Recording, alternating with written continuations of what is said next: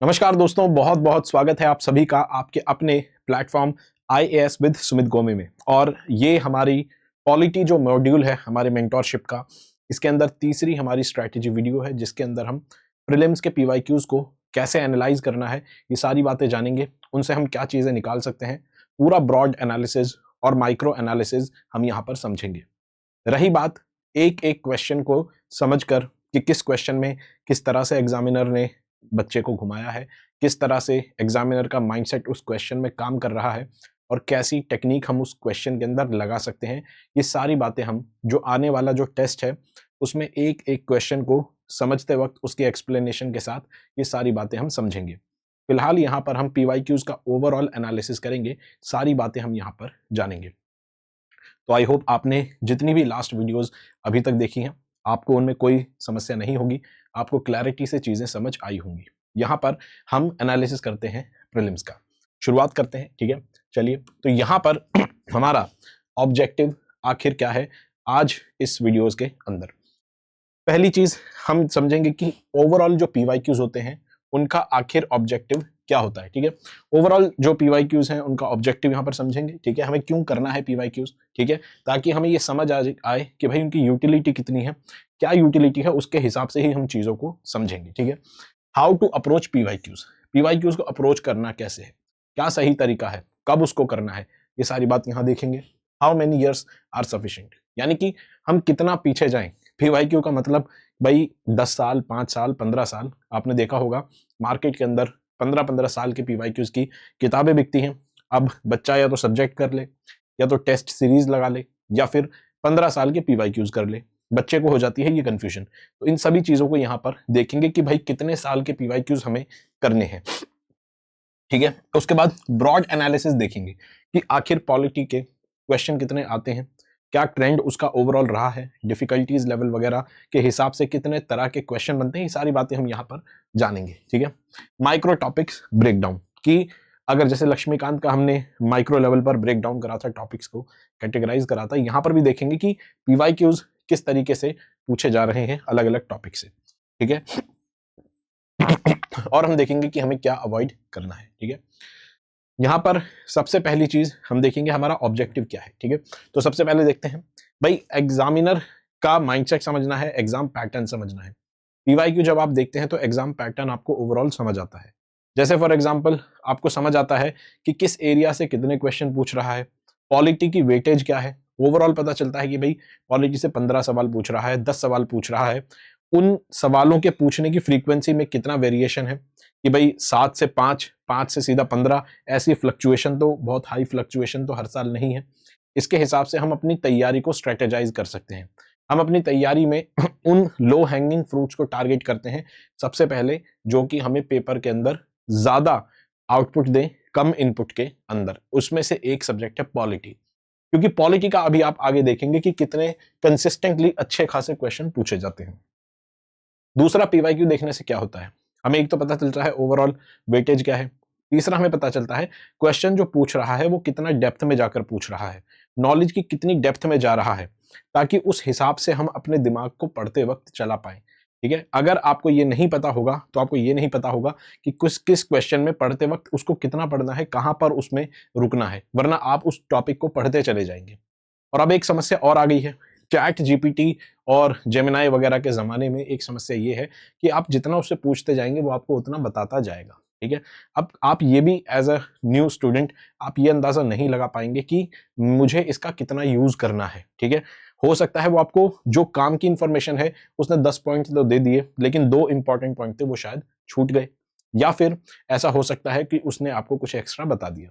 और हमेशा chat GPT, Gemini वगैरह क्या करते हैं, जब भी आपको ये कोई रिस्पॉन्स देते हैं तो उसके बाद वो आपसे हमेशा पूछते हैं कि मैं इसके 2 स्टेप आगे की ये चीज कर दूं क्या, फिर आपको लगता है कि भाई बता दो। तो ये चीज समस्या होती है। तो इसीलिए हम पीवाईक्यूज को एनालाइज करेंगे, देखेंगे कि भाई किस डेप्थ तक हमें चीजों को तैयार करना है, अगर कोई टॉपिक है कितना उसको पूछ रहा है। ठीक है, हम अपनी बाउंड्री सेट करेंगे। अंडरस्टैंडिंग द थीम, हमें थीम समझ आती है। ठीक है, कि एक बुक है, एक सब्जेक्ट है, उसकी थीम जो है, क्वेश्चन की ओवरऑल थीम क्या है, किस एरिया से कितने क्वेश्चन पूछ रहा है, कैसे पूछ रहा है, ओवरऑल थीम हमें उसका एक अंदाजा लगता है कि भाई पार्लियामेंट्री सिस्टम से कितना पूछ रहा है, इसके अलावा कॉन्स्टिट्यूशनल बॉडीज वगैरह से कितना पूछ रहा है, ये सारी बातें हमें यहाँ पर समझ आती हैं।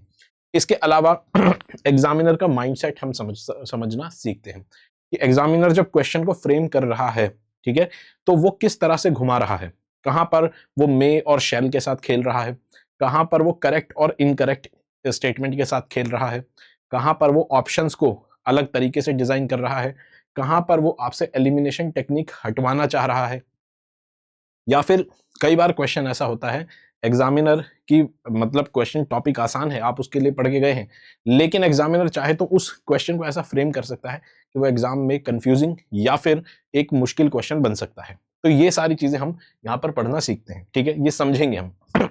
इसके अलावा हम प्रिडिक्शन, जब ये सारी बातें हम सीख गए हैं, भाई पीवाईक्यू है जो चीजें चलती आ रही है, यानी कि एक कदम है पुराने पिछले जो क्या बोलते हैं ट्रेल आप बोल सकते हैं, ठीक है, कदमों के निशान हैं, आप उसको फॉलो करते हुए आ रहे हैं, तो आप आगे की चीजों को प्रिडिक्ट कर सकते हो। ये है पीवाईक्यू का एक फायदा, ठीक है, बहुत बड़ा फायदा। प्रिडिक्शन आप कभी नहीं सीख सकते हो जब तक आप पीवाईक्यूज को एनालाइज नहीं करोगे। और अब इसमें यहां पर एक सवाल उठता है, ठीक है, सबसे पहला कि हमें अप्रोच आखिर कैसे करना है।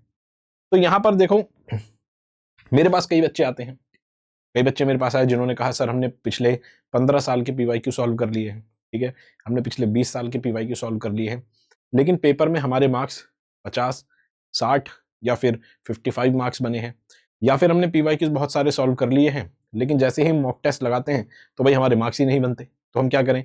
तो यहाँ पर दोस्त आपको एक चीज ये समझनी है कि पीवाईक्यूज आपको जो सॉल्व करने हैं उसका ऑब्जेक्टिव, उसकी यूटिलिटी क्या है, हमें पीवाईक्यूज क्यों करने हैं, पिछली स्लाइड में हम सारी बातें जान चुके हैं। अब एक चीज तो तय है कि यूपीएससी का आप एग्जाम दे रहे हैं, ये कोई स्कूल का या फिर यूनिवर्सिटी का एग्जाम नहीं है, यानी कि यहां पर चीजें रिपीट होने के, एग्जैक्टली रिपीट होने के चांसेस कम है।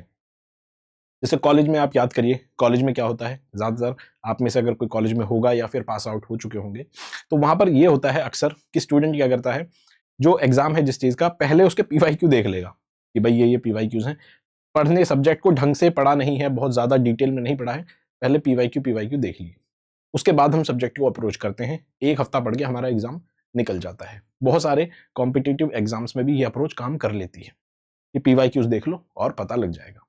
लेकिन यूपीएससी में ऐसा नहीं होता है कि आप सोचिए कि आपने पीवाईक्यू सॉल्व कर लिए, अब वहां से तो रिपीट होने से रहा कुछ, अब रिपीट तो होगा नहीं, तो जो चीज आपने करी, मान लीजिए आपने 10 साल के पीवाईक्यूज कर लिए, आपने पूरे पूरे पेपर के 10 साल के सॉल्व कर लिए, यानी कि आपने 100 क्वेश्चन 10 साल 1000 क्वेश्चन सॉल्व कर लिए, अब उसमें से 3 क्वेश्चन रिपीट भी हो गए, तो उसका इनपुट आउटपुट रेशियो बहुत ज्यादा पुअर है, यानी कि बहुत इनपुट आपका लगेगा, आउटपुट बहुत कम आएगा।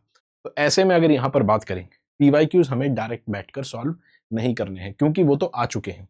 अब वो आ चुके हैं, लेकिन उसका इस्तेमाल कैसे करना है, उसका इस्तेमाल हमें करना है एग्जामिनर का माइंडसेट समझने में, चीज़ों को प्रिडिक्शन कैसे करनी है, उनकी प्रिडिक्शन वो सीखने में, तो उसका हमें यूटिलाइजेशन पीवाईक्यूज का वैसे करना है। यहां पर अगर बात करें कैसे अप्रोच करना है, तो अब इतना तो हमें समझ आ गया है कि सॉल्व नहीं करना है बैठकर, भाई एग्जाम की तरह मॉक टेस्ट की तरह सॉल्व उसको नहीं करना है, ठीक है। हमें क्या करना है फिर पीवाईक्यूज के साथ, क्योंकि आप सब्जेक्ट को पढ़ रहे हैं, आपने मान लीजिए पॉलिटी शुरू कर दिया है, अब अभी तक आप पॉलिटी को खत्म भी आपने नहीं किया है कि भाई पॉलिटी मैंने खत्म कर दिया है, 1-2 बार पढ़ लिया है, तब मैं पीवाईक्यूज उठाऊं तो पीवाईक्यूज पूरे समझ आ जाए, वो स्टेज अभी नहीं है। और आपने अभी सब्जेक्ट भी पूरा ठीक से पढ़ा नहीं है, तो पीवाईक्यूज पहले एक बार में कर लूं, वो भी नहीं है सकता है, ठीक है। तो यहां पर सबसे बढ़िया तरीका है कि आप जब भी अपना सब्जेक्ट करें, सब्जेक्ट पढ़ लिए बाद में, पहले कभी भी आप अपनी टेबल पे पीवाईक्यूज रखिए, हार्ड कॉपी है तो हार्ड कॉपी रखिए, नहीं तो आप बुकमार्क करके वेबसाइट पर अपना रखिए। आप क्या करिए, उन पीवाईक्यूज को रोज देखते रहिए, 5, 10, 15, 20 पीवाईक्यूज डेली थोड़े थोड़े देख लिए। अब इससे क्या होगा, हो सकता है आप पार्लियामेंट वाले चैप्टर पे नहीं आए, हो सकता है आप इलेक्शन प्रेसिडेंट वाले चैप्टर पर नहीं आए, लेकिन जब आप पीवाईक्यूज उसके देखते रहेंगे, आपको दिखेगा कि भले ही आपने कुछ चैप्टर अगर नहीं भी किए, लेकिन आपको दिखेगा कि कुछ कीवर्ड्स बार बार रिपीट हो रहे हैं, जैसे कोई कहीं पे प्रेसिडेंट बार बार आ रहा है, कभी पार्लियामेंट्री कमिटीज आ रहा है, कहीं पर फेडरल सिस्टम आ रहा है, कहीं पर फंडामेंटल राइट, कहीं पर डीपीएसपी, तो आपके दिमाग को एक पता चल जाएगा कि भाई ये जो थीम है, ये जो टॉपिक्स हैं, ये बहुत ज़्यादा रिपीट होते हैं, इनसे काफ़ी ज़्यादा क्वेश्चन बनते हैं। हालांकि वो क्वेश्चन हर बार अलग टाइप का होगा, लेकिन फिर भी आपको एक एरिया पता चल जाएगा। तो जब भी आप सब्जेक्ट को पढ़ेंगे और जैसे ही उस चैप्टर पे आएंगे तो आपका दिमाग क्लिक करेगा, मैंने वहां से ये चीज़ें करी थी। तो बेसिकली आपको करना क्या है, आपको अपने सब्जेक्ट को नॉर्मली पढ़ना है जैसे आप पढ़ते हैं। आपको बस डेली पीवाईक्यूज 15-20 क्वेश्चन, 10 क्वेश्चन ऐसे बस देखते रहने हैं, उनको बैठ के सॉल्व नहीं करना है। और एक बार आप टॉपिक अपना पढ़ लेंगे तो जाहिर सी बात है फिर वो पीवाईक्यू आपको समझ भी आएगा, तो फिर आप उसको सॉल्व भी कर सकते हैं। लेकिन इस चीज़ की टेंशन नहीं लेंगे कि मुझे पीवाईक्यू सॉल्व करना मेरा मिशन है, ये चीज़ नहीं करनी है, ठीक है। हमेशा पहले ये करना है कि साथ साथ उसको देखते रहना है। देखते वक्त क्या क्या चीज़ें देखनी है भाई, जाहिर सी बात है अगर सब्जेक्ट अभी खत्म नहीं हुआ है तो सिर्फ थीम और एरिया यही चीज़ें समझ आएंगी, स्टेटमेंट कैसे बना रहा है थोड़ा बहुत यही समझ आएगा। जैसे उस टॉपिक को कर लेंगे फिर वो पीवाईक्यू और अच्छे से समझ आएगा, तो उसको थोड़ा और अच्छे से देख लेंगे, जाकि पता लगे कि स्टेटमेंट में घुमा कैसे रहा है, शब्दों को कैसे घुमा रहा है, फैक्ट को मुश्किल कैसे बना रहा है, फैक्ट को कैसे घुमा रहा है। ये बात तब समझ आएगी जब आप उसके टॉपिक को पढ़ लेंगे फिर से पीवाईक्यू देखेंगे। तो पीवाईक्यू को बस साथ साथ ऐसे स्कैन करते रहना है, ठीक है। एक बार जब सब्जेक्ट आपका कंप्लीट हो जाएगा तो पीवाईक्यू फिर आपको समझ आ ही जाएगा। और ये अप्रोच अगर आप अपनाएंगे तो बेसिकली आपको पैटर्न्स फाइंड करनी है, आपको समझना है वही सारी बातें कि एग्जामिनर का दिमाग कैसे काम कर रहा है, एरिया क्या है, थीम क्या है, डिफिकल्टी लेवल क्या है, ये सारी बातें आपको समझ आएंगी, यानी कि हमें पैटर्न्स फाइंड करने हैं। अब सवाल उठता है कि भाई कितने सालों के पीवाईक्यू करने सफिशिएंट रहेंगे। तो ये इसका जवाब कोई सिंपल सीधा नहीं है। यहां पर दो चीजें हैं। पहली चीज तो आपको ये समझनी है कि आपके सब्जेक्ट का नेचर क्या है। भाई आपके सब्जेक्ट का नेचर अगर बहुत डायनामिक है इकोनॉमी की तरह, तो उसके अंदर आप ज्यादा पीछे के पीवाईक्यू ना करें तो बेहतर है। आप कुछ 5 से 6 साल के पीवाईक्यू करें तो वही बेटर है इकोनॉमी में। लेकिन अगर आपका सब्जेक्ट स्टैटिक है बहुत ज्यादा, जैसे कि एंशिएंट हिस्ट्री हो गया, मॉडर्न हिस्ट्री हो गया, इसमें तो आप 15 का 20 साल के भी पीवाईक्यू कर सकते हैं। लेकिन फिर भी कुछ ना कुछ टाइम लिमिट तो लगानी पड़ेगी, ताकि हम अपना जो आने वाली चीज है यानी कि मॉक टेस्ट और सब्जेक्ट और पीवाईक्यू इनको बैलेंस कर सके। हमें पीवाईक्यू ही नहीं करने सिर्फ बैठकर। तो अगर हम पॉलिटी की बात करें, पॉलिटी में बहुत सारा सब्जेक्ट, बहुत सारा एरिया स्टैटिक होता है और बहुत सारा करंट भी होता है, ठीक है। और अमेंडमेंट्स होते रहते हैं, रूल चेंज होते रहते हैं, बहुत सारी चीजें होती हैं। तो इसलिए सबसे बेस्ट तरीका है पॉलिटी में 5 से 7 साल के पीवाईक्यूज देखने आइडियल रहेंगे। यानी कि आप 2018 तक के पीवाईक्यूज आप देखिए।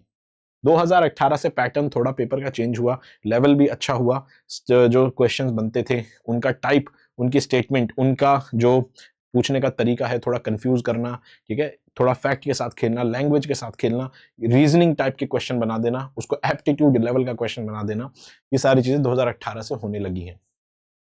2021 के बाद से थोड़ी ज्यादा बढ़ गई हैं। तो आप इस तरीके से पॉलिटी में कर सकते हैं, क्योंकि बहुत सारा स्टैटिक है, बहुत सारा करंट है। यहां पर आपको फिर से याद रखना है, जो सब्जेक्ट प्योरली स्टैटिक है, जिसमें बहुत सारा स्टैटिक है, उसमें आप बहुत सारे पिछले साल तक भी जा सकते हैं, ज्यादा पीछे भी जा सकते हैं। लेकिन जिसमें बहुत सारा करंट आता है उसमें बहुत पीछे जाने की जरूरत आपको नहीं है, तो बैलेंस एस्टेब्लिश हो जाएगा। और फिर दूसरी सबसे अच्छी बात पॉलिटी के साथ ये है, पॉलिटी की बाउंड्री फिक्स है। पॉलिटी की बाउंड्री क्या है? कॉन्स्टिट्यूशन। जो कॉन्स्टिट्यूशन में है वही हमें अच्छे से करना है। और लक्ष्मीकांत उसका एक स्टैंडर्ड सोर्स है। तो आपको पॉलिटी के अंदर बहुत सारा स्टैटिक जो पार्ट है उसको बहुत पीछे जाके करने की जरूरत नहीं है, क्योंकि लक्ष्मीकांत में सारा स्टैटिक है। तो आपका क्या करना है, बेसिकली आपको करना है कि आपको 5 से 7 साल के क्वेश्चन देखने हैं और लक्ष्मीकांत को बहुत अच्छे से करना है, बहुत अच्छे से लक्ष्मीकांत को करना है, इतने अच्छे से करना है कि लक्ष्मीकांत की एक एक इंफॉर्मेशन आपके दिमाग में होनी चाहिए क्लैरिटी के साथ। अब यहां पर अगर देखें ब्रॉड एनालिसिस, तो आप पाएंगे कि ये 2020 से 25 तक का पूरा कैटेगराइजेशन है सब्जेक्ट के हिसाब से पीवाईक्यूज का। यहां पर अगर आप पॉलिटी को देखेंगे, पॉलिटी एक कंसिस्टेंट परफॉर्मर है, ठीक है। हमेशा हमेशा 10+ क्वेश्चन आएंगे ही आएंगे। दो चीजें, दो सब्जेक्ट्स की आप गारंटी ले सकते हैं, दो सब्जेक्ट की 100% की गारंटी ली जा सकती है कि इनके क्वेश्चन हमेशा 10+ आएंगे ही आएंगे। एक पॉलिटी, दूसरा इन्वायरमेंट। इकोनॉमी के भी आते हैं लेकिन इसमें बहुत सारा करंट अफेयर का पार्ट होता है, ठीक है। लेकिन अगर हम इकोलॉजी और इन्वायरमेंट की बात करें तो हम यहाँ पर कई बार करंट अफेयर के वजह से क्या होता है ना, किसी टॉपिक को कैटेगराइज करना इतना आसान नहीं होता है। जैसे कुछ क्वेश्चन यहाँ पर 18 है, हो सकता है कि यहाँ पर किसी दूसरी कोचिंग इंस्टीट्यूट के आप कैटेगराइजेशन देखेंगे वो 18 की जगह 15 कर देगा, 3 क्वेश्चन शायद किसी और टॉपिक में करंट अफेयर वगैरह में डाल देगा। लेकिन फिर भी इकोनॉमी के भी अच्छे क्वेश्चन आते हैं 10+, लेकिन जिनकी गारंटी हम ले सकते हैं उसका कारण मैं बताऊंगा, वो है इन्वायरमेंट और इकोनॉमी पॉलिटी। पॉलिटी की गारंटी इसलिए ली जा सकती है क्योंकि जब आप सर्विस में जाएंगे आप बेसिकली एडमिनिस्ट्रेशन एंड गवर्नेंस में जाएंगे, उसके लिए कॉन्स्टिट्यूशन की समझ होना जरूरी है। तो इसीलिए पॉलिटी आपको हमेशा 10+ क्वेश्चन के साथ ही प्रीलिम्स के अंदर मिलेगी। इसके अलावा अगर बात करें इन्वायरमेंट की वेटेज क्यों हाई है, क्योंकि भाई ये जो आप प्रीलिम्स का एग्जाम देते हैं ये इंडियन फॉरेस्ट सर्विस का भी, जो कि एक ऑल इंडिया सर्विस है आईएएस और आईपीएस के साथ, इसका फॉरेस्ट सर्विस का भी ये कॉमन प्रीलिम्स होता है। यानी कि जो प्रीलिम्स आप देते हैं इसी में से हाई कट ऑफ मार्क्स अगर आप क्लियर करते हैं तो आप फॉरेस्ट सर्विस की कट ऑफ यानी कि उसके मेंस लिखने के एलिजिबल हो जाते हैं। तो ये जो प्रीलिम्स है ये 2 सर्विसेज के लिए कॉमन होता है, एक सिविल सर्विसेज और एक फॉरेस्ट सर्विसेज। अब फॉरेस्ट सर्विसेज के लिए कॉमन है तो इन्वायरमेंट और इकोलॉजी हमेशा 10-12 से ज्यादा क्वेश्चन आएंगे ही आएंगे, इससे कम इन्वायरमेंट में पूछेगा ही नहीं। तो ये चीज मैंने आपको लॉजिक के साथ यहाँ पर बता दी है, इसका कारण क्या है, बाकी की चीजें हम यहाँ पर देख लेंगे। तो पॉलिटी जो है वो एक रिवॉर्डिंग सब्जेक्ट है और सबसे ज्यादा अच्छी बात है पॉलिटी के अंदर, मैंने आपको बताया बाउंड्रीज एकदम क्लियर है, पॉलिटी की बाउंड्रीज एकदम क्लियर है, ठीक है, इसलिए बहुत रिवॉर्डिंग है। इनपुट आउटपुट रेशियो बहुत हाई है अगर आप लक्ष्मीकांत को अच्छे से करके जाते हैं तो। इसके अलावा इकोनॉमी में बच्चों को समस्या क्यों होती है, समस्या यही है बाउंड्रीज बहुत ज्यादा क्लियर नहीं है, इकोनॉमी की बाउंड्रीज बहुत क्लियर नहीं है, इसलिए बच्चा थोड़ा वहां सफर करता है। और इसीलिए कभी भी जब तैयारी करेंगे अपनी पॉलिटी ऐसे करेंगे कि जितने भी क्वेश्चन आ रहे हैं उसमें से 1 या 2 से ज्यादा गलत नहीं होने चाहिए, क्योंकि ज्यादातर लोग जो प्रीलिम्स क्वालिफाई कर रहे होंगे उनके पॉलिटी के आउटपुट बहुत हाई होने वाला है, ठीक है। तो आपको ये चीज ध्यान रखनी है। तीसरी चीज यहां पर हमें ये समझना है कि जब हम पढ़ेंगे तो हमें पता होना चाहिए कि भाई डिफिकल्टी लेवल के हिसाब से हम अपनी तैयारी करें। ऐसा नहीं होना चाहिए कि हम बहुत मुश्किल चीज़ों को करने में लगे हैं और उसमें हमने बहुत सारा टाइम लगा दिया, जबकि कोई बच्चा बहुत मुश्किल चीज़ों को छोड़ के भी चला गया है तब भी उसका पेपर निकल गया, और आपने बहुत सारी मुश्किल चीज़ों को करने के चक्कर में मीडियम और इजी चीज़ों को ध्यान उतना नहीं दिया तो कवरेज आपकी पुअर रह गई। ये चीज़ नहीं होनी चाहिए। क्योंकि अगर आप किसी भी एग्जाम को देखेंगे, किसी भी एग्जाम को, और प्रीलिम्स को निकालने का भी फॉर्मूला यही है, आपको क्या करना है, आपको एक एवरेज केस, पहले एवरेज केस बनना है, आपको अपने आप को, अपनी नॉलेज को एक एवरेज टारगेट को हिट करने लायक खुद को बनाना है, और फिर कुछ नहीं करना, आपको एवरेज से थोड़ा ऊपर की परफॉर्मेंस आपको देनी है। क्योंकि दोस्त ये जो एग्जाम है इसके अंदर नेगेटिव मार्किंग भी होती है, ठीक है। इसके अलावा जब आप मेंस में जाएंगे वहां पर भी अगर आप ये फॉर्मूला अपनाएंगे तो 100% मेंस निकलने के चांसेस बहुत ज्यादा होंगे। कभी भी शुरुआत में मत सोचिए कि बहुत सीधा ये कर दूंगा वो कर दूंगा, ये नहीं करना है। सबसे पहला काम है लो हैंगिंग फ्रूट्स को तोड़ना, यानी कि जो लोग सब कर रहे हैं वो तो मेरा सही होना ही होना चाहिए। इसके अलावा जो एवरेज स्टडी करके जा रहा है उतना भी मेरा लेवल होना चाहिए। उसके बाद जो एक कदम ऊपर की जो चीज है, जहां पर लोग गलती करते हैं, जहां से कंपटीशन डिसाइड होता है, वहां मैं फिर अच्छा करूंगा। और वो कब होगा, जब एवरेज केस को आपने अच्छे से तैयार कर लिया होगा। तो ऐसे में यहां पर आप देखें यही चीज है, हमेशा कोशिश करेंगे इजी टू मीडियम वाली जो चीज है इनको अपने अच्छे से प्रिपेयर करने की कोशिश करेंगे, क्योंकि जो ये डिफिकल्ट वाला पार्ट है, ठीक है, यहां पर क्या होता है ना, यहां पर तो सबको ही डिफिकल्टी होगी और इसको आप प्रिडिक्ट करना इतना आसान नहीं होता है, और इसको हम देखेंगे किस तरह से हैंडल कर सकते हैं। हालांकि प्रिडिक्शन का ही गेम ज्यादा यहां पर चलता है, लेकिन जो आपके हाथ में है पूरा, ठीक है, यानी कि अपनी प्रिपरेशन का जो 70% टाइम आप जिस चीज को देंगे वो इजी टू मीडियम वाली चीजों को है, ठीक है। 70% आपका टाइम यहां जाएगा तो आपका पेपर भी मेनली 70% यहीं से आएगा, इजी टू मीडियम।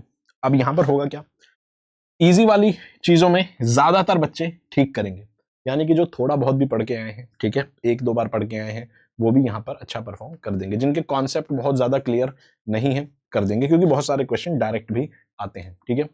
मीडियम वाली जो चीजें हैं, मीडियम वाली चीजों में क्या होगा, यहाँ पर गलतियां होने लगेंगी, और जो कॉन्सेप्ट पढ़ के आया है उसकी गलती होने के चांसेस कम है, ठीक है। और जो पढ़ के नहीं आया, जो रिवाइज नहीं करके आया, उसको यहाँ पर ये लगेगा ये तो सुना सुना सा लग रहा है, ये तो देखा देखा सा लग रहा है, इसका तो ये होना चाहिए, और फिर वो वहां पर गलत कर देगा, थोड़ी बहुत सिली मिस्टेक भी करेगा, ठीक है। और जाहिर सी बात है मीडियम चीज है, कई बच्चे क्या करेंगे, देखते उन्हें लगता है कि अरे यार ये तो आंसर मुझे पता है, ये तो वहां पढ़ा था, और ठीक से पढ़े बिना जोश जोश में टिका देंगे गलत आंसर, जबकि अगर वो टाइम लेके करते तो उसका आंसर शायद सही निकालते। तो आपको ये चीज याद रखनी है, इजी टू मीडियम वाली चीजों पर फोकस अच्छे से करना है। एक बार आप यहाँ पर इंडिपेंडेंट हो गए, डिफिकल्ट वाले पार्ट को आप हैंडल कर सकते हैं, इंडिपेंडेंटली आप उसको टैकल कर सकते हैं। और इसकी क्या टेक्निक्स है ना, ये चीजें जो हम जो 4 टेस्ट करेंगे हर मॉड्यूल में, जो हमारे जो 4 टेस्ट हैं उसमें हमारा जो वर्क रहेगा, उसमें हमारा वर्क इन 2 पोर्शंस पर रहेगा। भाई ये तो आप भी कर लेंगे, ये तो आप भी हैंडल कर सकते हैं। जो मीडियम टू डिफिकल्ट पार्ट है, ये हम टेस्ट के थ्रू एक एक क्वेश्चन को करते हुए समझते हुए चलेंगे। इससे क्या होगा, आपकी प्रीलिम्स की तैयारी साथ साथ हर सब्जेक्ट की निकालने वाले लेवल पर होती जाएगी, ठीक है। तो यहाँ पर याद रखेंगे, डिफिकल्ट वालों की चिंता अभी फिलहाल नहीं करनी है। बहुत डिफिकल्ट वाली चीजों को तुरंत पढ़ने पे और बहुत डिफिकल्ट क्वेश्चन को ऑब्जर्व करने पे भी फोकस नहीं करना है। आपने अक्सर देखा होगा, ज्यादातर जब भी प्रीलिम्स होता है तो हर साल एक मार्केट के अंदर डर का माहौल, एक पैरानोया का माहौल बन जाता है, पैनिक जैसा माहौल बना दिया जाता है, ठीक है। हर साल होता है, और कितना भी पैनिक बने, बहुत सारे बच्चों के 110 प्लस मार्क्स आते हैं, 105 से ऊपर आते हैं, जैसे मेरे भी 100 से ऊपर 100 या 110 मेरे भी आए हैं। उस साल भी बहुत पैनिक और डर था। ऐसा क्यों होता है? क्योंकि दोस्त कोचिंग वाले दरअसल क्या करते हैं ना, वो इन वाले टॉपिक्स के क्वेश्चन उठा लेंगे। अब अगर कोई टॉपिक एग्जामिनर ने बनाया है, 15 सवाल वो आपको करने के लिए एग्जाम में दे रहा है, अब अगर वो सारे 15 के 15 सवाल ऐसा बना देगा कि भाई जिसको हर बच्चा या फिर 15 के 15 ही सही करके आ जाए, तो फिर तो कुछ मजा नहीं आएगा। एग्जाम के अंदर गलती करने जैसी चीज रहेगी नहीं, और ये कॉम्पिटिटिव एग्जाम है, उसका काम ही गलती करवाना है। प्रीलिम्स का मतलब है आपको एक्सक्लूड करना। अब वो अगर एक्सक्लूड ही ना करवाए तो बताइए भाई कैसे काम चलेगा। तो इसीलिए हर हर सब्जेक्ट के अंदर आप ये मान के चलिए, आप भी अगर एग्जामिनर हैं तो आप भी यहां पर कुछ ऐसे क्वेश्चन डालेंगे जिसको देख के बच्चा टेंशन में आ जाए, पेपर में ही बच्चा मतलब उसके कान गर्म हो जाए। क्यों? क्योंकि वहीं से आप उससे गलतियां करवाएंगे। यहां पे देख के जो घबराएगा वो यहां गलती कर सकता है, ठीक है। जिसने यहां पर फोकस ज्यादा किया है, ठीक है, वो यहां पर सिलेक्टिवली खेल सकता है। जैसे फॉर एग्जांपल आपने इजी टू मीडियम में गलतियां नहीं की हैं, जो कि पूरा आपके हाथ में है। इजी वाला सब कर रहे हैं, मीडियम वाला आपकी कॉन्सेप्ट की पकड़ से आप उसको कर सकते हैं। अब रही बात डिफिकल्ट में, मान लीजिए 2 डिफिकल्ट क्वेश्चन पूछे, एक आपने छोड़ दिया, एक आपने कर दिया, ठीक है। आपने क्या करा, डिफिकल्ट में पूरा नहीं खेला, एक कर दिया सही, एक छोड़ दिया। या हो सकता है आपने डिफिकल्ट वाले दोनों करे, एक सही हो गया एक गलत हो गया, तब भी आपकी बल्ले बल्ले, ठीक है, ओवरऑल जब निकालेंगे आप। तो इस तरह से आपको ये चलना है कि डिफिकल्ट वाले क्वेश्चन हर साल होंगे ही होंगे। हर साल कुछ क्वेश्चन ऐसे होंगे जिनको देखकर ये लगेगा कि भाई ये तो सब्जेक्ट बहुत मुश्किल है, ये कहाँ से पूछ लिया। लेकिन मैं आपको ये बताना चाहता हूँ, आपको ये चीज ध्यान रखनी है कि आपको किसी भी सब्जेक्ट के डिफिकल्ट वाले क्वेश्चंस को उठा के उस सब्जेक्ट को जज नहीं करना है, ठीक है। किसी साल कितना भी क्वेश्चन आ जाए, 100 में से 70 से 80 क्वेश्चन वो होंगे जो इस रेंज में आएंगे। 100 में से 70 से 80, आपको उन 15 क्वेश्चन की टेंशन ही नहीं लेनी है। पहले ही सोच के जाइए कि कुछ तो छोड़ना ही है। हालांकि अटेम्प्ट जैसे हम 96 97 करते हैं, लेकिन फिर भी मैंने आपको बताया वो किस तरह से, इस तरह से कैलकुलेट करके, ठीक है, कि कहीं पे 3 क्वेश्चन पूछ लिए तो हमने उसमें से 2 में से 1 कर दिया, 3 में से 2 कर दिए। ऐसे करते करते हम 7 8 या 4 5 क्वेश्चन छोड़ देते हैं, बाकी हमारा थोड़ा कैलकुलेटेड रिस्क के साथ हम 96 टू 97 क्वेश्चन कर लेते हैं। अब वो भी कैसे करने हैं, कितने, वो हर किसी की अलग रेंज होती है, उस पर बाद में डिस्कस कर लेंगे। फिलहाल मेरा आपको बताने का मतलब ये था कि इस फोकस करने के चक्कर में इसको वीक ना करें। इस पर आपका, क्योंकि आप बिगनर हैं तो आपका फोकस यहां होना चाहिए। डिफिकल्ट वाला है कह दो छोड़ दूंगा, कोई दिक्कत नहीं। चलो, अब जब हमने डिफिकल्टी की बात की है तो हमें यह भी जानना जरूरी है कि डिफिकल्टीज के लेवल या फिर टाइप्स क्या क्या हो सकते हैं। इन टाइप से ही डिफिकल्टी के लेवल भी डिसाइड हो सकते हैं। अगर आपको डिफिकल्टी की टाइप्स पता चल जाए तो क्या होगा, आप किसी भी स्टेटमेंट को जब बुक में पढ़ रहे होंगे उसी समय अपने दिमाग में आप ये अंदाजा लगा सकते हैं इस स्टेटमेंट को कैसे डिफिकल्ट बनाया जा सकता है, या इस स्टेटमेंट को बुक में कैसे कंफ्यूज करके पेपर में पूछा जा सकता है। वो कब आपका दिमाग चलेगा, जब आपको ये पता चलेगा कि कितने टाइप से मैं किसी चीज को डिफिकल्ट बना सकता हूँ। ठीक है, जैसे कोई सिंपल सी स्टेटमेंट है, उसको पूछने के तरीके से, उसके ऑप्शंस देने के तरीके से, ठीक है, उसको करंट से लिंक करने के तरीके से मैं एक सीधी सिंपल स्टेटमेंट को भी मुश्किल बना सकता हूं, जो कि एग्जामिनर भी यही कर सकता है। आपको ये चीज समझ आ गई तो आप पढ़ते वक्त उसको अपने दिमाग में वो चीज पीछे से पहले ही चलाते रहेंगे, इसको मैं कैसे डिफिकल्ट बना सकता हूं। तो फिर उतनी उतनी डायमेंशन से आप उस चीज को, उस स्टेटमेंट को पढ़ लेंगे या फिर उस टॉपिक को पढ़ लेंगे। जैसे फॉर एग्जाम्पल एक क्वेश्चन को मैं फैक्चुअल बना के डिफिकल्ट बना सकता हूं। अब इसमें कैसे, मान लीजिए कोई टॉपिक है जो लक्ष्मीकांत में है, ठीक है। अब लक्ष्मीकांत कॉन्स्टिट्यूशन की हमें एक सिंप्लीफाइड इंटरप्रिटेशन प्रोवाइड कराती है। मान लीजिए एक फैक्ट है कुछ ऐसा जो टॉपिक से तो जुड़ा हुआ है लेकिन वो लक्ष्मीकांत में नहीं है। हर चीज हर बुक में 100% नहीं हो सकती है। मान दिया लक्ष्मीकांत में वो फैक्चुअल थिंग नहीं है, तो अब जब मैं वो फैक्ट उठा के कहीं और से डाल दूंगा तो वो मुश्किल बन सकता है। हो सकता है मैंने वो फैक्ट विकिपीडिया से उठा लिया हो, लक्ष्मीकांत में नहीं है। विकिपीडिया पे ये मत बोलेगा कि सोर्स ऑथेंटिक नहीं है, मुझे पता है, लेकिन उसका भी तो कोई सोर्स होगा तो मैं देख के वहां से उठा लूंगा। ठीक है, तो यहां पर फैक्चुअल चीजों को फैक्चुअल बना के मैं मुश्किल बना सकता हूं, क्योंकि हर चीजों के फैक्ट याद रखना इतना आसान नहीं है, हम फैक्ट अक्सर भूल जाते हैं। या फिर मैं किसी चीज को, क्योंकि ये पॉलिटी है, पॉलिटी में आपको पता है प्रोसीजर्स बहुत मैटर करते हैं। कोई बिल कैसे पास होगा, किसी को अपॉइंट करने का तरीका क्या है, किसी के खिलाफ एक्शन लेने का तरीका क्या है, किसी को रिमूव करने का तरीका क्या है, किसी अथॉरिटी के आगे अपनी शिकायत दर्ज कराने का तरीका क्या है। प्रोसीजर्स बहुत मैटर करते हैं पॉलिटी में, गवर्नेंस में, पार्लियामेंट्री फॉर्म ऑफ गवर्नमेंट में। ठीक है, तो यहाँ पर प्रोसीजर्स, मैं प्रोसीजर के आधार पर क्वेश्चन बनाकर, आपने एक टॉपिक की सारी चीजें पढ़ ली, पार्लियामेंट की बहुत सारी चीजें पढ़ ली, पार्लियामेंट क्या है, क्यों है, कैसे, मैं पार्लियामेंट के किसी एक टॉपिक के प्रोसीजर पर क्वेश्चन बना सकता हूँ। मैं पूछ लूंगा कि भाई एक पर्टिकुलर कमेटी है, ठीक है, आपने पता है कमेटी क्या है, कैसे, मैं पूछ लूंगा इस कमेटी के अंदर अगर ये चीज होगी, या ये कमेटी बिल जब स्टडी करती है तो कैसे क्या करती है, मतलब कुल मिला के मैं प्रोसीजर पर बना सकता हूँ। ठीक है, तो प्रोसीजर पर बना देंगे तो प्रोसीजर्स भी हर चीज की याद रखना इतना आसान नहीं होता, कंफ्यूजन्स बहुत क्रिएट हो जाती हैं। ठीक है, तो यहां पर प्रोसीजरल चीजों को बना के भी मुश्किल बनाया जा सकता है। अब आपको एक चीज समझ आ गई, आप जब लक्ष्मीकांत में किसी टॉपिक को पढ़ेंगे तो आप उसकी फैक्चुअल इन्फॉर्मेशन पे फोकस करेंगे। अब क्योंकि आपको पता है फैक्चुअल चीजों से क्वेश्चन को मुश्किल बनाया जा सकता है, तो किसी टॉपिक को आपको लगे कि भाई इंपॉर्टेंट है तो आप उसके लिए एक्स्ट्रा थोड़ा इंटरनेट पे सर्च कर सकते हैं, जिससे आपको कोई उसका एक्स्ट्रा फैक्ट है अगर तो पता चल जाए। दूसरा, प्रोसीजर पर जब आप आएंगे, किसी भी टॉपिक के प्रोसीजर को पढ़ेंगे, किसी भी इंपॉर्टेंट चीज को पढ़ेंगे, तो आपका दिमाग अलर्ट मोड में रहेगा कि यार इसका प्रोसीजर भी मेरे को पता होना चाहिए। ठीक है, लोकपाल अगर अपॉइंट होता है तो प्रोसीजर क्या है, ठीक है, कौन कौन से लोग उसके अंदर पार्टिसिपेट करते हैं, या फिर अगर हमें एक बिल पास करना है, ऑर्डिनरी बिल पास करने का प्रोसीजर क्या है, फाइनेंस बिल पास करने का प्रोसीजर क्या है, मनी बिल का प्रोसीजर क्या है, ये चीज आपको पता होंगी। फिर आप क्यों पता होंगी, क्योंकि आपको पता है इससे डिफिकल्ट बन सकता है। या फिर कोई टॉपिक ऐसा जो कि पीवाईक्यूज में पिछले साल क्वेश्चंस में बहुत कम पूछा गया है, ठीक है, कोई एरिया ऐसा बुक का है, अब जो कम पूछा गया है उसके चांसेस आने के ज्यादा होते हैं, और जिस दिन वो आएंगे वो उस दिन एक मुश्किल क्वेश्चन कहलाएगा, क्योंकि बहुत सारे लोग पीवाईक्यू के हिसाब से ही पढ़ के जाते हैं। ठीक है, तो आप क्या करिए, लेस विजिटेड एरिया, आप ऐसे लेस विजिटेड एरिया ढूंढिए जहां से क्वेश्चन बन सकता है। अभी तक बना नहीं है लेकिन बनने के चांसेस बहुत ज्यादा हैं, बन सकता है। ठीक है, तो ऐसे आप यहां पर आइडेंटिफाई कर सकते हैं। तीसरा, मैं क्वेश्चन को अप्लाइड यानी कि करंट अफेयर से बनाकर लिंक करके पूछ सकता हूं। जैसे फॉर एग्जांपल मान लीजिए कि गवर्नर के ऊपर या सेंटर स्टेट रिलेशन के ऊपर कोई क्वेश्चन आता है। अब उसके अंदर पहली जो स्टेटमेंट है वो लक्ष्मीकांत से है, दूसरी भी लक्ष्मीकांत में आपको मिल जाएगी, तीसरी मान लीजिए लक्ष्मीकांत में है, चौथी स्टेटमेंट मैंने करंट अफेयर से बनाकर डाल दी।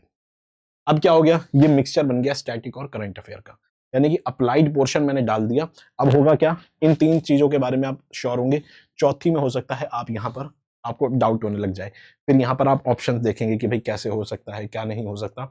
ये सारी चीजों से हम ये कर सकते हैं। ठीक है, अप्लाइड चीजों से लिंक करके हम स्टैटिक को मुश्किल बना सकते हैं। ऑप्शंस के टाइप, ऑप्शंस को मैं इस तरह से डिजाइन कर सकता हूं कि मैं ये इंश्योर करूं कि आपकी एलिमिनेशन टेक्निक ना लगे। एक तो सीधा सीधा तरीका आप देख सकते हैं, आजकल इस तरह के क्वेश्चन बनने लगे हैं इस तरह के, इसमें कहते हैं एलिमिनेशन टेक्निक काम नहीं करती है। एक तो ये तरीका है। दूसरा, अगर मैं 1 2 3 2 1 2 1 4 ऐसे बना भी रहा हूं, इनको भी मैं ऐसे सेट कर सकता हूं कि आप एक किसी ऑप्शन से एलिमिनेट ना कर पाए, आप 50% पे आके फंस जाएं एट मैक्सिमम। ये भी तरीका है कि मैं एक क्वेश्चन को मुश्किल बना सकता हूं, ठीक है।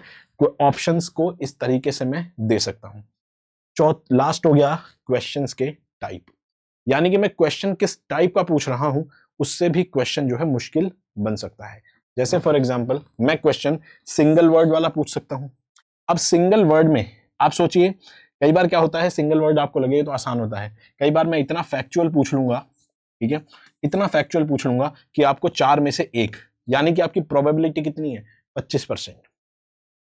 भाई 4 में से कोई एक ही ऑप्शन आपके सही होने के चांसेस हैं, 1/4 आपकी प्रोबेबिलिटी होगी अगर क्वेश्चन बहुत फैक्चुअल है। ये तो बहुत आसान है तो ठीक है, हो जाएगा, लेकिन इनमें अगर बहुत फैक्चुअल है तो मुश्किल बन जाता है। तो एक तो हो गया सिंगल स्टेटमेंट टाइप। दूसरा, मैं मल्टीपल स्टेटमेंट यहां पर दे सकता हूं, ठीक है। अब इसमें आप देखिए, इसने मल्टीपल स्टेटमेंट भी दे दी और यहां से आपको एलिमिनेशन भी खत्म कर दिया। तीसरा, मैं यहां पर मल्टीपल स्टेटमेंट में भी क्या है, ये एक तरह से कीवर्ड है, ठीक है, या फिर फ्रेज है, वर्ड है, किसी ऑफिस का नाम है यहाँ पर, ठीक है। लेकिन यहाँ पर मैं पूरे सेंटेंसेस भी दे सकता हूँ, ये मैंने सेंटेंसेस दे दिए। अब यहाँ पर क्या है, यहाँ पर देखिए आप ओनली 1, ओनली 2 और 3 4 ऐसे करके इसने दे रखा है। तो यहाँ पर भी ये, और इसमें नन ऑफ दी अबव भी दे रखा है। तो आपको एलिमिनेशन लगा के देखना होगा। कई बार एलिमिनेशन में आप क्या होगा, 50% पे आकर फंस जाएंगे, ठीक है।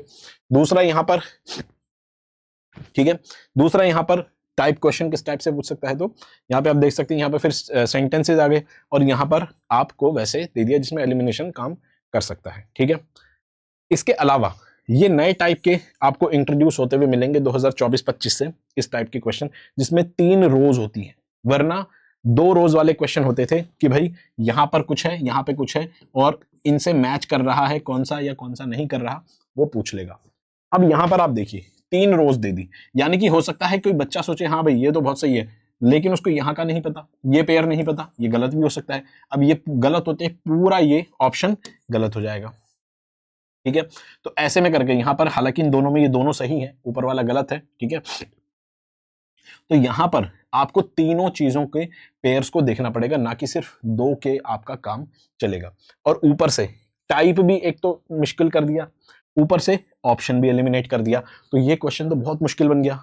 अब अगर पेपर में आपको, यहां से मैंने आपको क्या बता दिया, आइडेंटिफाई करने का तरीका बता दिया। अब जब कभी भी मान लीजिए पेपर में, और ऊपर से सारे फैक्चुअल चीजें हैं, तो आप इसमें देखिए फैक्चुअल डिफिकल्टी भी मिलेगी, ऑप्शंस के टाइप वाली डिफिकल्टी भी मिलेगी, क्वेश्चन के टाइप वाली डिफिकल्टी भी मिलेगी। इससे क्या फायदा होगा, आपको लग रहा होगा अभी तो ये बातें बहुत जगह से पता चल जाती हैं, नॉर्मल सी चीजें हैं। दोस्त ये बातें आपको कहीं पता नहीं चलेंगी, ठीक है। आप बहुत सारे एनालिसिस देख लीजिए, इस टाइप से कैटेगराइज करके आपको कोई नहीं बताएगा।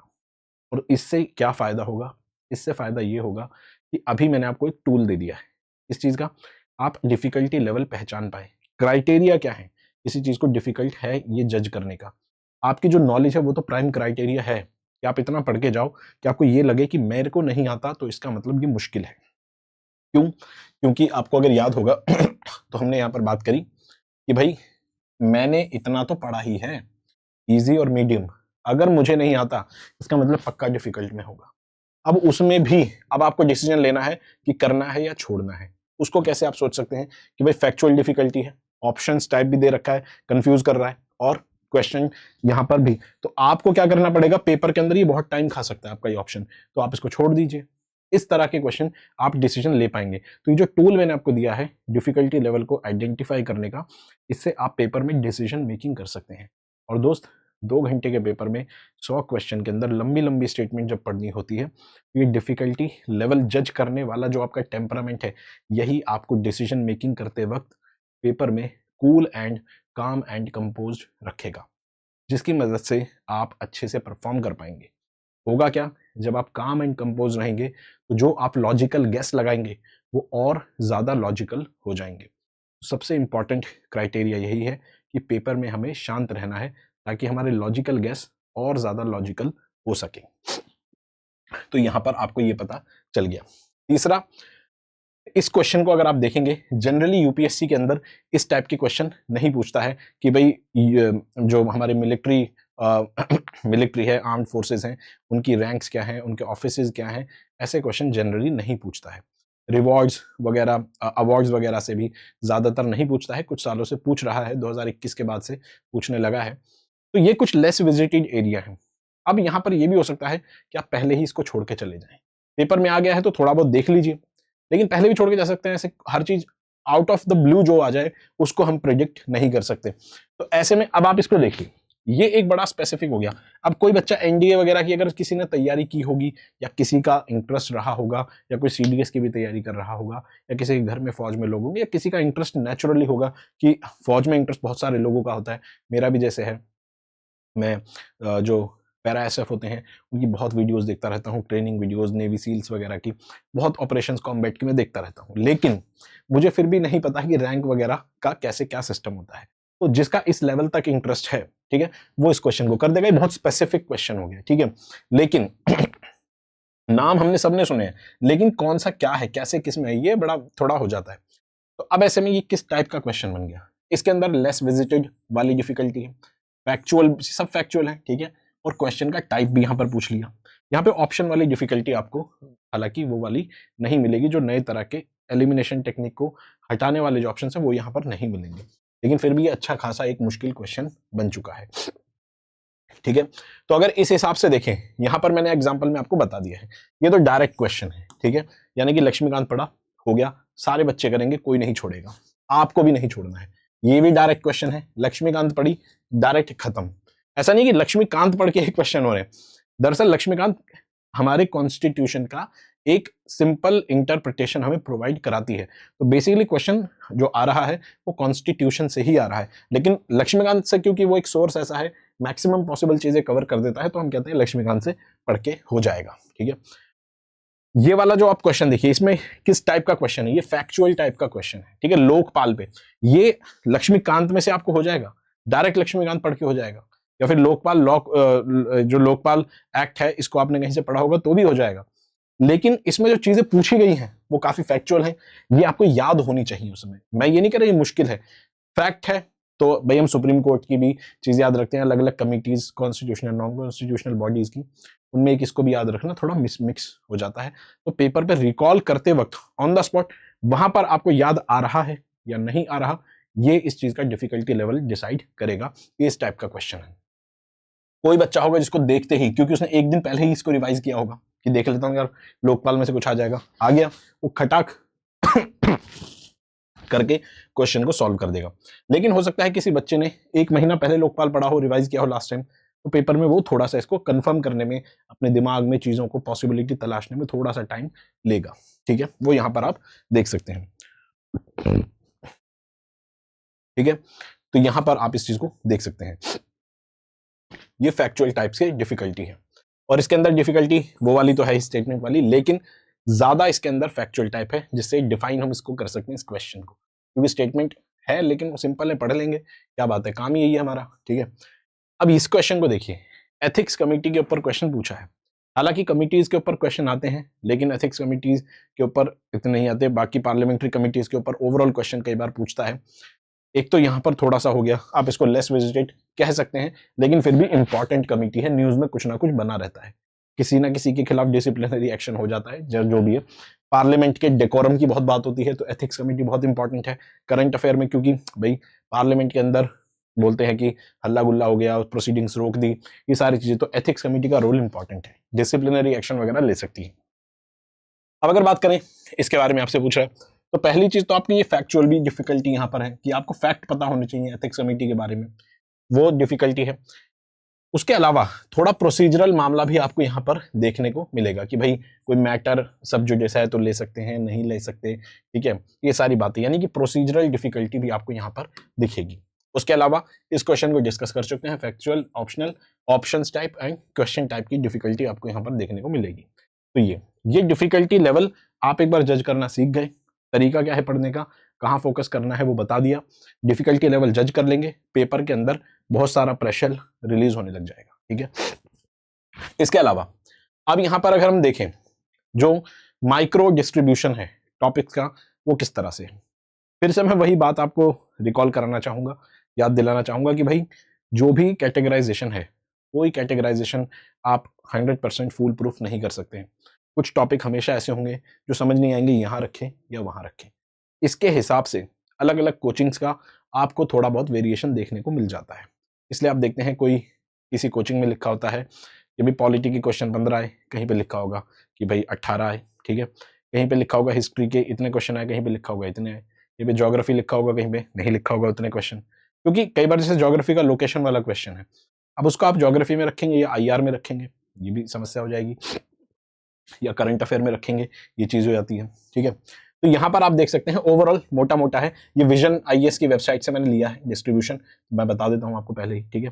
तो वहां पे अगर हम देखें 10 साल का जो ट्रेंड है, ठीक है, इसके अंदर आप देखें हम मोटा मोटा लगाते हैं, इसको छोड़ देते हैं, ठीक है, क्योंकि यहाँ पर सभी लोग बराबर से 6, 7, 5, 4, 2, 3 क्वेश्चन सब बराबर हैं। ये हमें क्या इंडिकेट कर रहा है, ये इंडिकेट कर रहा है कि इन टॉपिक्स को लक्ष्मीकांत को तो हमें करना ही करना है। ये डिस्ट्रीब्यूशन तो मतलब दिल की तसल्ली के लिए है, लेकिन लक्ष्मीकांत शुरू से लेकर आखिरी तक करनी ही करनी है।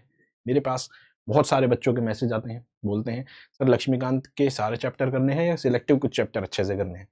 तो भाई ये पूरा पेपर ही लक्ष्मीकांत का मतलब पॉलिटी का पेपर है, ये सर्विस ही पॉलिटी की है, ये सब कुछ पॉलिटी का है, ठीक है। पॉलिटी को आप अच्छे से कर पाओ इसलिए बाकी सब्जेक्ट पढ़ते हैं हम, साइंस एंड टेक वगैरह, एक्चुअल में पॉलिटी ही पॉलिटी है इस पूरे पेपर में, सर्विस में, सब कुछ, जॉब में। तो लक्ष्मीकांत आपको करनी ही करनी है, एंड टू एंड, जितने अच्छे से करो उतना कम है, ये समझ लीजिए, ठीक है। तो यहां से लेकिन एक चीज हमें पता चलती है, देखिए पार्लियामेंट से कितने क्वेश्चन पूछ रहा है, पार्लियामेंट 22वां मेरे ख्याल से चैप्टर होगा और बहुत बड़ा चैप्टर भी है। इसके अलावा फंडामेंटल राइट्स से ऊपर क्वेश्चन पूछ रहा है, fundamental right, DPSP, fundamental duties, यहाँ से क्वेश्चन पूछ रहा है, जो कि बहुत इंपॉर्टेंट पार्ट है हमारे कॉन्स्टिट्यूशन का। इसके अलावा अगर मैं बात करूं तो ये जो स्कीम है कैटेगराइजेशन की, इन्होंने गवर्नेंस को, गवर्नमेंट स्कीम्स को, इन सब चीजों को भी पॉलिटी के साथ ही यहां पर हमें दे दिया है। हम ये देख लेंगे गवर्नमेंट स्कीम लक्ष्मीकांत में नहीं है तो हम इसको यहां से माइनस कर देंगे, ठीक है, हम इसको यहां से माइनस कर देंगे।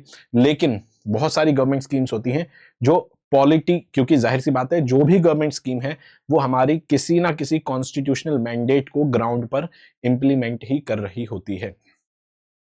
जैसे फॉर एग्जांपल कोई अगर रेगुलेशन या रूल आया SC ST OBCs, womens, elderlies, children, किसी के लिए भी वल्नरेबल सेक्शन के लिए, तो ऐसे में ये हमारे कॉन्स्टिट्यूशन की DPSP के जो मैंडेट है उसको ग्राउंड पर इंप्लीमेंट करती है इसकी।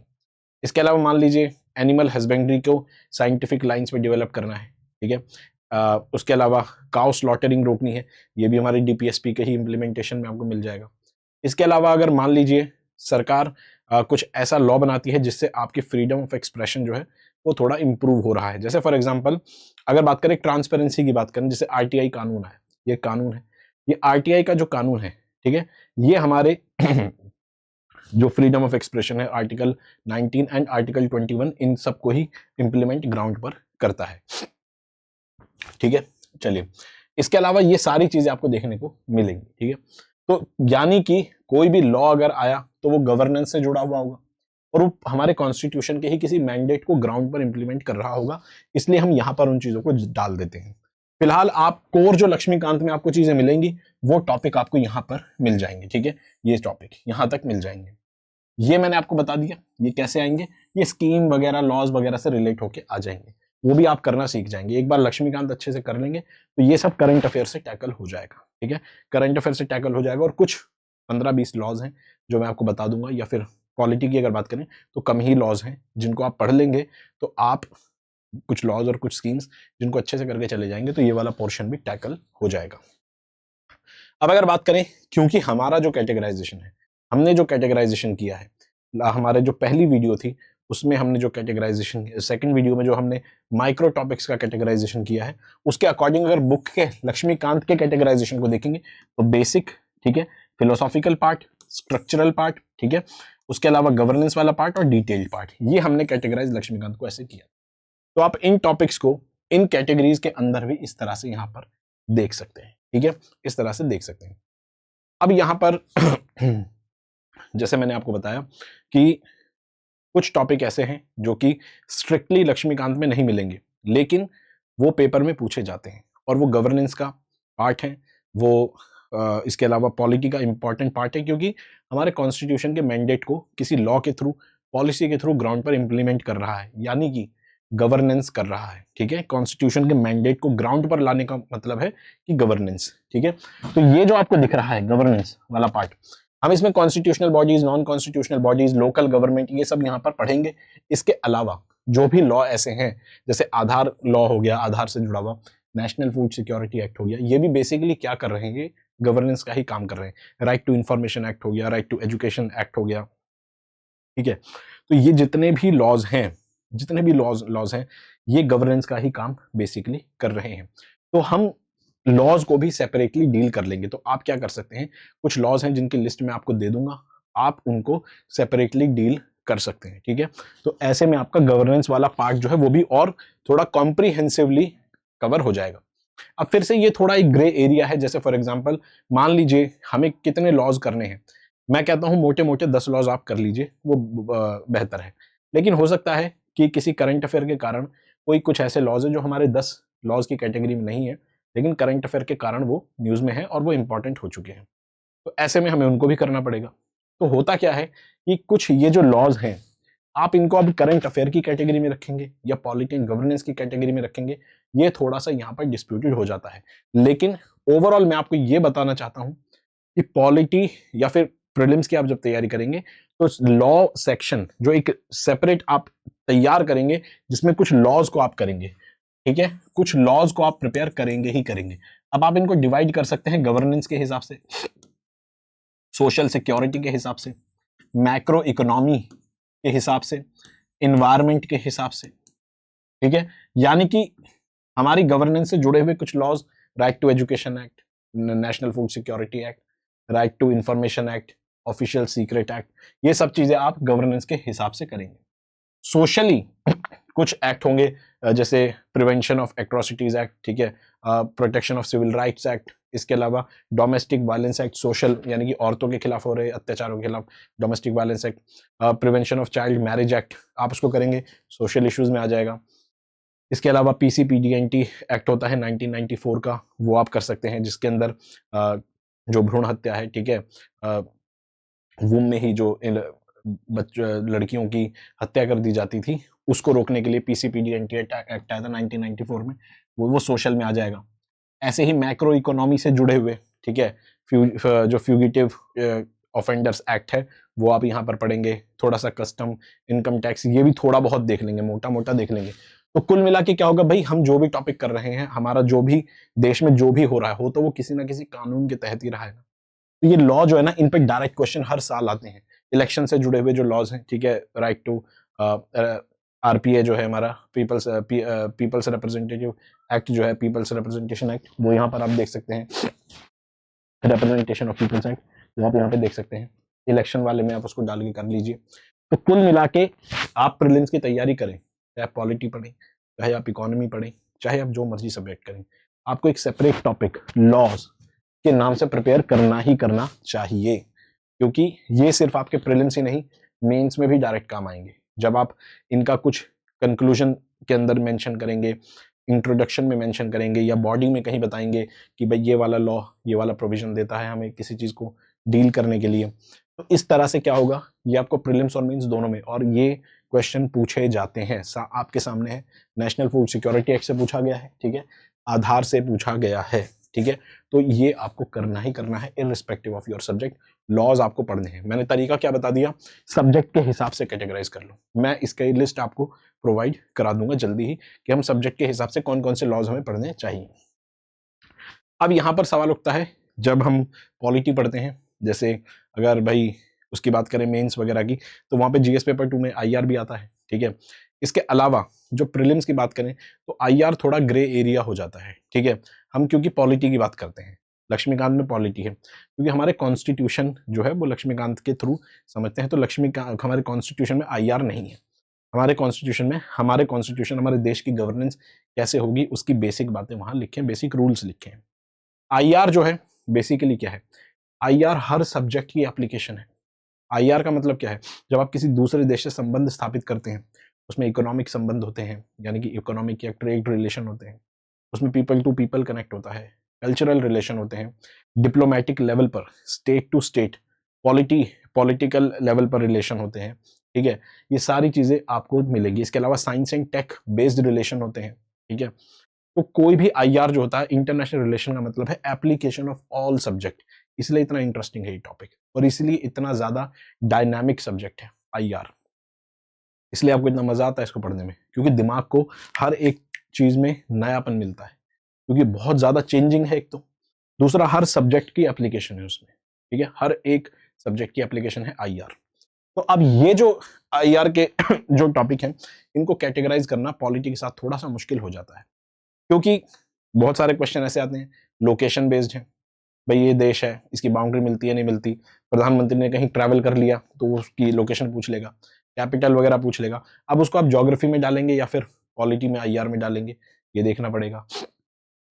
इसके अलावा बहुत सारे question NATO, BRICS, IBRD, BIMSTEC organisations के ग्रुपिंग्स के ऊपर आते हैं, ठीक है, ये कुछ समिट वगैरह हो गए, इनिशिएटिव्स ले लिए, उनके ऊपर आते हैं, ठीक है। जियो स्ट्रेटेजिक इंफ्रास्ट्रक्चर जो हमारे कॉरिडोर्स हैं उनके ऊपर पूछ लेगा, ठीक है। क्लाइमेट से जुड़े हुए जो ग्लोबल इनिशिएटिव्स हैं, अब उनका हम आईआर में डालें या इन्वायरमेंट में डालें, ये थोड़ा सा ग्रे एरिया हो जाता है, ठीक है। यूएन डिक्लेरेशंस वगैरह के ऊपर, ठीक है।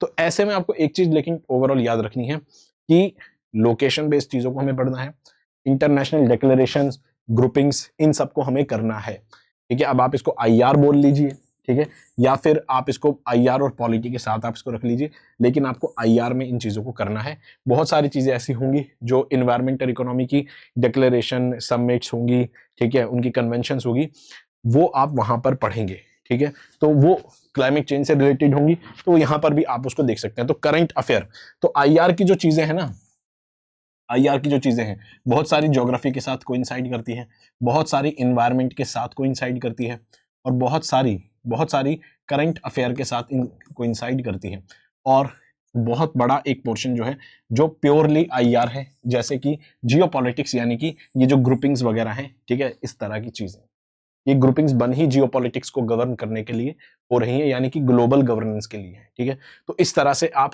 आईआर को भी टैकल कर सकते हैं।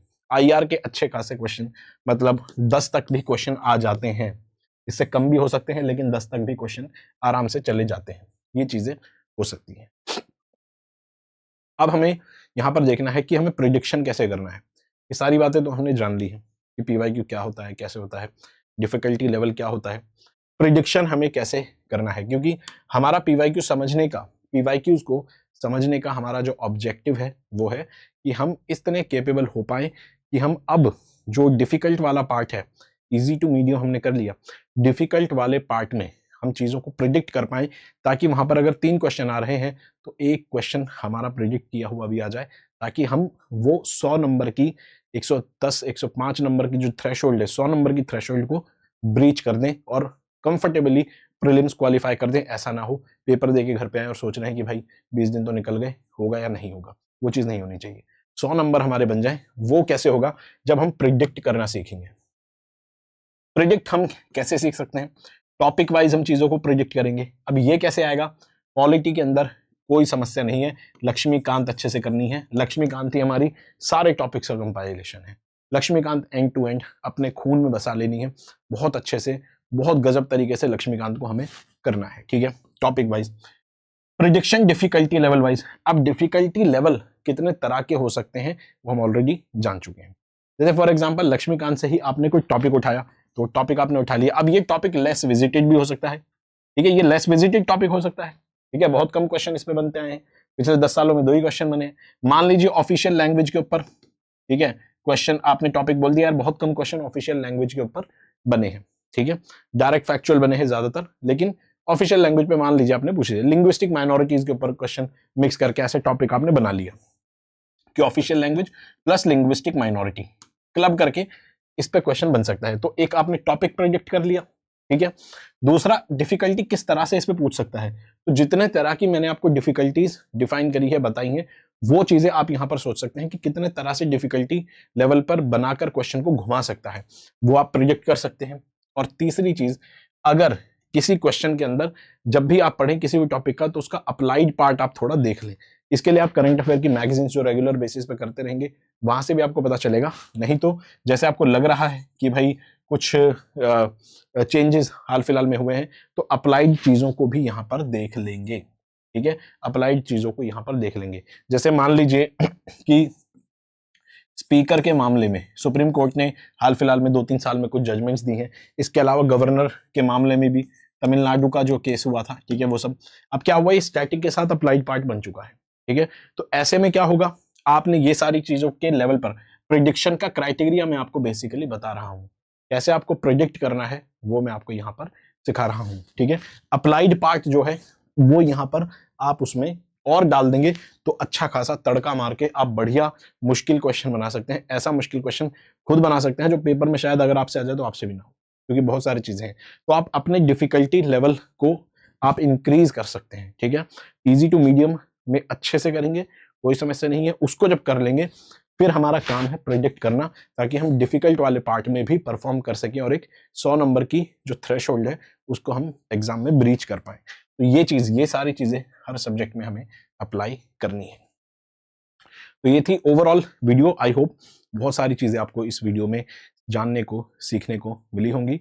और हमारे जो मॉड्यूल है इसके अंदर जो नेक्स्ट वीडियो आएगी उसके अंदर हम मेंस का जो पीवाईक्यूज हैं, मेंस के पेपर को कैसे डील करना है, जीएस पेपर 2 को, उसको हम सारा स्टडी करेंगे, उसके रिसोर्सेज, उसको पीवाईक्यूज भी थोड़ा देख लेंगे किस तरह से अभी तक पूछता आया है और उसके लिए हमें कैसे अप्रोच करना है।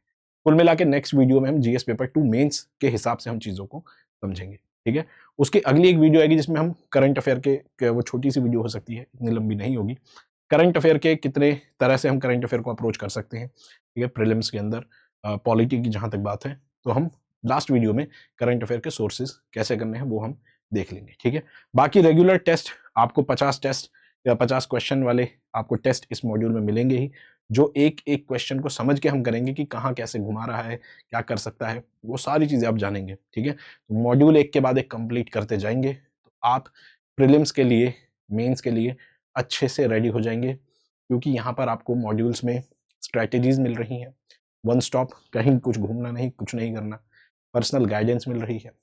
टेस्ट आप रेगुलर प्रीलिम्स के लगा रहे हैं, मेंस का एक आंसर आप डेली लिखेंगे फीडबैक के साथ, और विजन आईएएस के एक्सपर्ट आपको मिल रहे हैं।